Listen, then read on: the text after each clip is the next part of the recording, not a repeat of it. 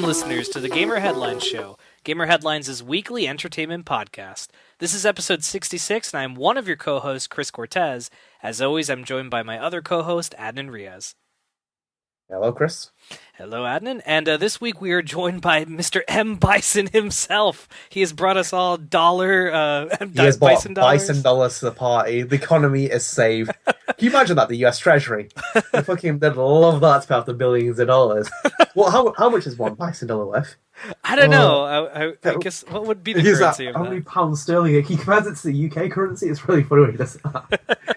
Like, is it stronger than the yen? Let's talk about that. That's the baseline. Raul Julian, rest in peace. What performance. What performance. I know, dude. That guy was such a fucking great... the only two movies I ever saw him in was the Addams Family films and Street Fighter, but he was actually great in Street Fighter. That movie has a lot of issues, but the only redeeming factor of Street Fighter was Raul. Dude, seriously. I mean, come on. I love Jean-Claude Van Damme, but what was his... well, we also love Kylie Minogue as well in the fucking film as well. You know what pisses me off? She couldn't wear the thong in that movie. Son of a bitch. Like, you have Kylie Minogue, who's renowned for an amazing ass, and you don't have her wearing the thong. Fuck you. Her character could have just been anyone. Same with Hawkeye as well. Like, he could have just been anyone. Like, unless you knew what you're like, exactly what. Well, if you knew everything about that kind of like series, then you know who they are. But like, otherwise, it's just like. Oh, it's a mess, dude. I mean, I think the anime movies are really good though. I think they've done like a really good job of.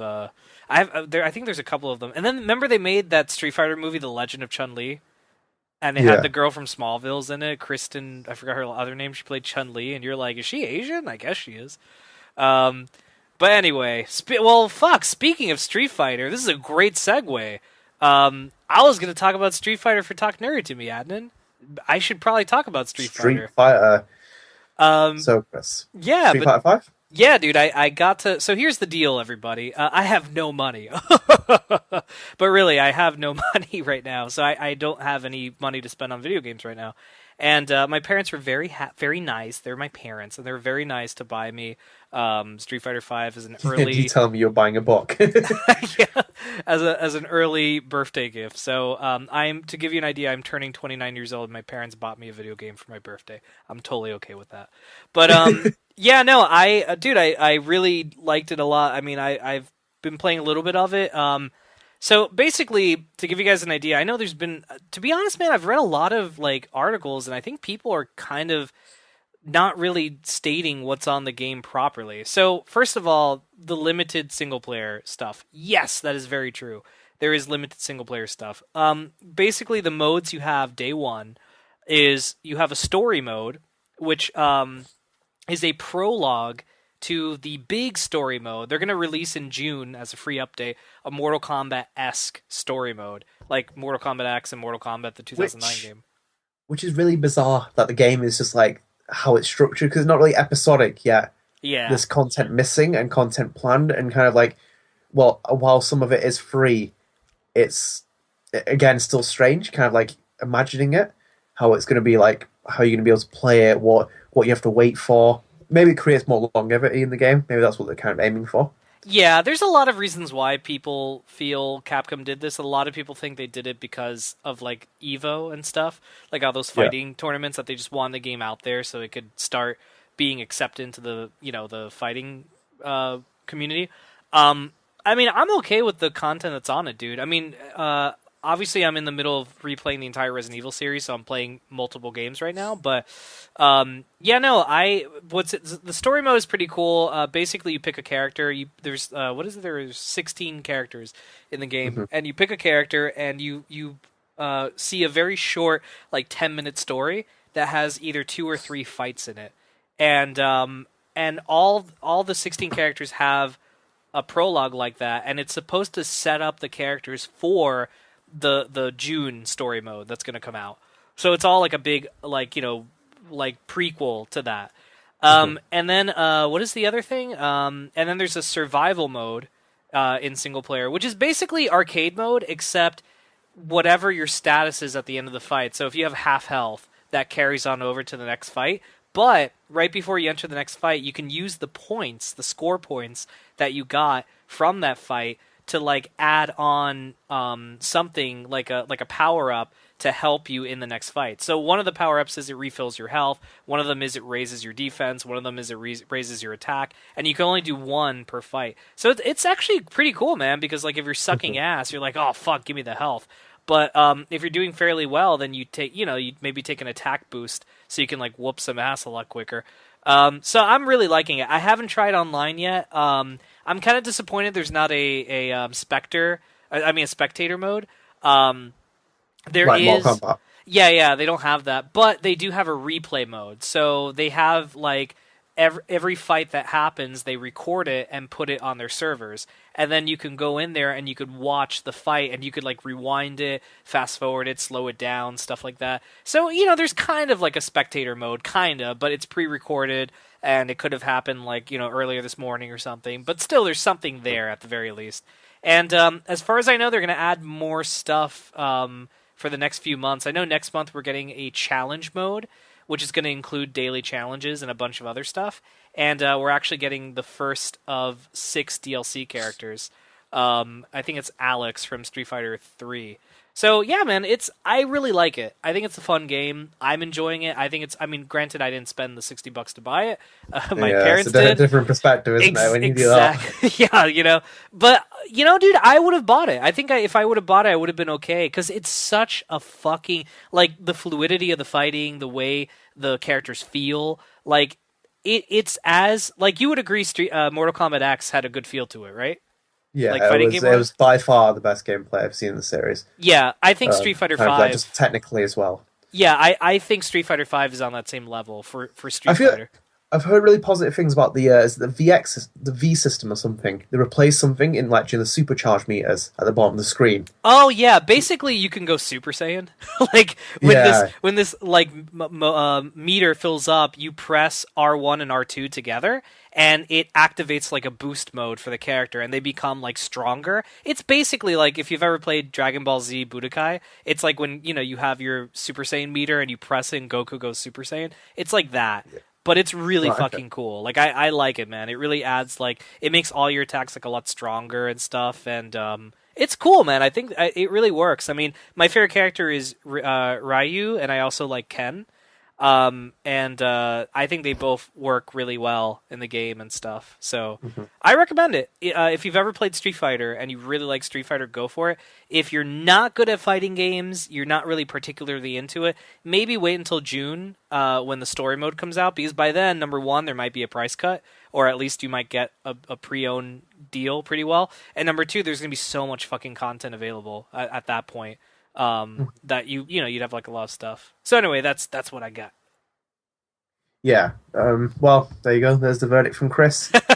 That's my non-spoiler cast, first impressions on Street Fighter 5. Well, it's the best way we can get about it. I mean, this game is still, I think, very far from being reviewed anyway. I think like it should be days before someone reviewed it because you can't. Yeah.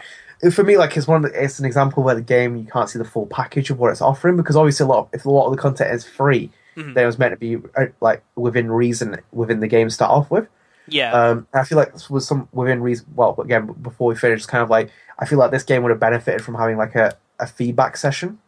You're just sending out forms and seeing what people want because I feel like severely lacking a single player mode in a game that predominantly has a very large following that might just want to play single player. Because I personally don't like going online on fighting games because I'll get my ass fucking handed to me and I'll be like, I'm done. It's not like when playing something like Call of Duty or Gears of War where I can be like on a level playing field. I will get my ass handed because I just can't do that. Kind of like control that well, like with just in terms of hitting combos and stuff. But I can see with what Sony's going to get as well if they keep longevity going and with Evo and every other esports tournament under the fucking sun, it's going to be really, really positive for them. So yeah, maybe this is what they're going to go for. Maybe it is completely what they're going for. Oh, and one thing I forgot to mention is they have. I think this was mentioned before the game came out, but it's crossplay with PC, so you could be fighting some dude online with PC. I think that's so cool. I love it when they do stuff like that. Like Final Fantasy, remember 11 online did that? Yeah. That was so fucking cool. Yeah, that's cool. Yeah, but dude, I know you had a topic you wanted to bring up for talking. I did. So, The Walking Dead came back mid-season premiere, season 6. Again, The Walking Dead is kind of that show where in a season you normally get about 8 great episodes to outstanding episodes. The rest are just average, and so just like within kind of like I don't even think that's how many episodes in a season, but like just generally speaking, you get a handful of episodes. Like the mid-season premiere was absolutely amazing. It was just like if you imagine a show what The Walking Dead doing that every single week, which it couldn't, but if it could, it would just be mind blowing.